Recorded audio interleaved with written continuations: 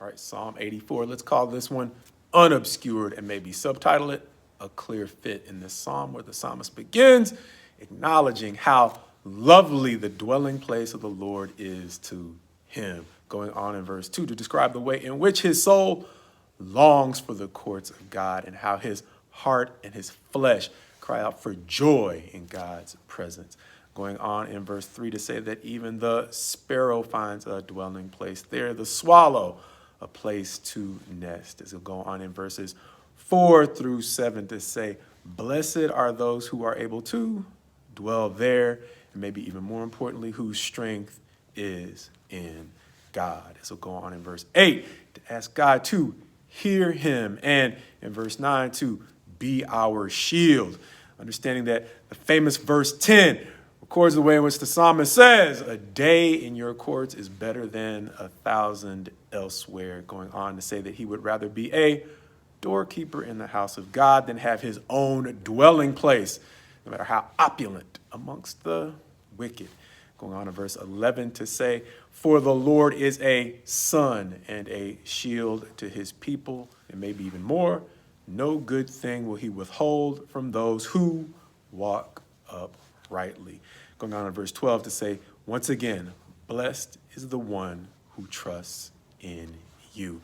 And I talked about this psalm at length the last time we went through the Psalms, maybe a couple of summers ago. And that is a sermon I would like to have back because it didn't come out like it needed to. It didn't do proper honor to what I see in this passage. But some of the things I think we noticed last time were the way in which our hearts can crave a fit somewhere. And that is where this psalmist is finding his peace, understanding that he has a fit in the house of God. And beyond that, our flesh can crave the relief of basically having a place free of temptation. See, there are those things that we want to do that are shady or just wrong. But then there are those times when we don't want to do wrong, but we are still tempted.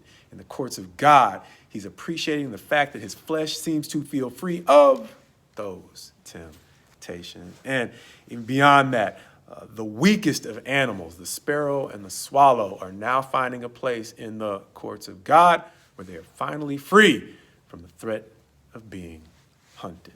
The thing that might have stood out most to me was in verses 4 through 7, the way in which the psalmist once again reminds us that those who are blessed are those who find their strength in God. And in verse 12, those who are patient enough to walk uprightly until he shows them the benefits of maintaining the word we use over and over again there in integrity. And why was that important? Because last week we mentioned those whose trust in God caused them to wait with a confidence that most people would use in waiting for the bus, even though we noticed that the difficulty in waiting on God is we don't necessarily know when he will arrive.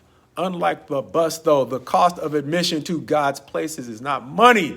It is maintaining your integrity. And so in a world where isolation can be difficult to endure, we are often tempted to compromise our integrity in exchange for acceptance. But my prayer for you is my prayer for me. That much like the bus is coming around, may we as believers have at least as much faith or trust in God as we have in the bus route.